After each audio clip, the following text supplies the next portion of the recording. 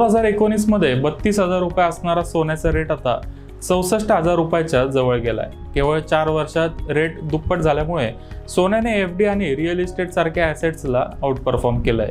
तर शेअर्स आणि mutual funds पेक्षा कमी चढ उतार होत असल्यामुळे सोन्यात तुलनेने कमी जोखीम घेऊन साधारण 10 ते 12% रिटर्न मिळतो हे गुंतवणूकदारांच्या लक्षात आलंय।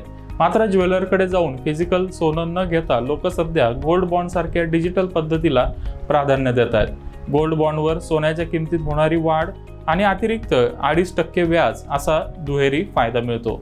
मात्र गोल्ड बॉन्डमध्ये किमान 1 ग्रॅम सोनं खरेदी करावं लागतं। ज्यांना सोन्यामध्ये SIP करायची आहे त्या प्रत्येकासाठी गोल्ड बॉन्ड हा योग्य पर्याय असेलच असं नाही। अशा गुंतवणूकदारांसाठी गोल्ड बीज म्हणजेच gold benchmark exchange traded scheme हा एक चांगला पर्याय आहे। गोल्ड बीजचा सर्वात मोठा फायदा म्हणजे यामध्ये सर्वात कमी रक्कम टाकून सोनं खरेदी करता येतं। गुंतवणूकदार 0.01% ग्रॅम पासून सोनं खरेदी करू शकतात। 1 ग्रॅम सोन्याचा रेट सध्या 6,200 रुपये आहे, म्हणजेच गोल्ड बीज मध्ये किमान 50 ते 100 रुपयापासून गुंतवणूक करता येईल।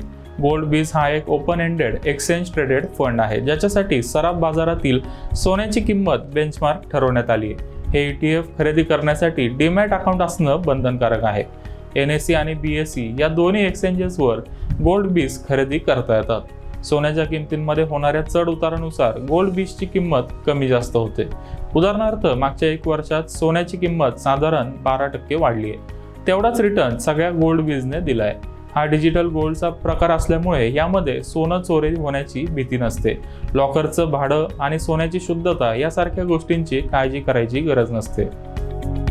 गोल्ड बीज आंतरराष्ट्रीय बाजारात अतिशय लोकप्रिय आहेत। मात्र भारतात 2007 मध्ये गोल्ड बीज गुंतवणुकीसाठी खुले करण्यात आले।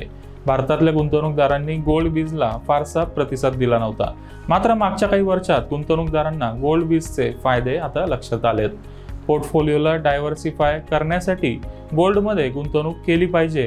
गोल्ड बीज हा गुंतवणुकीचा पॅसिव्ह मार्ग असल्याने याचा एक्सपेन्स रेशो बऱ्यापैकी कमी आहे आणि यामध्ये सोनं सांभाळण्याची जोखीम नसते। त्यामुळे गुंतवणूकदारांनी गोल्ड बीजमध्ये गुंतवणूक करावी असा सल्ला personal finance expert Jitendra Solanki यांनी दिलाय। या सेगमेंटमध्ये प्रसिद्ध असणाऱ्या निपॉन इंडिया ETF गोल्ड बीजने किती रिटर्न दिलाय ते आता जाणून घेऊया। या ETFने मागच्या 1 वर्षात 12.68%, 5 वर्षात साधारण 13% आणि मागच्या 10 वर्षात 7.6% रिटर्न दिलाय।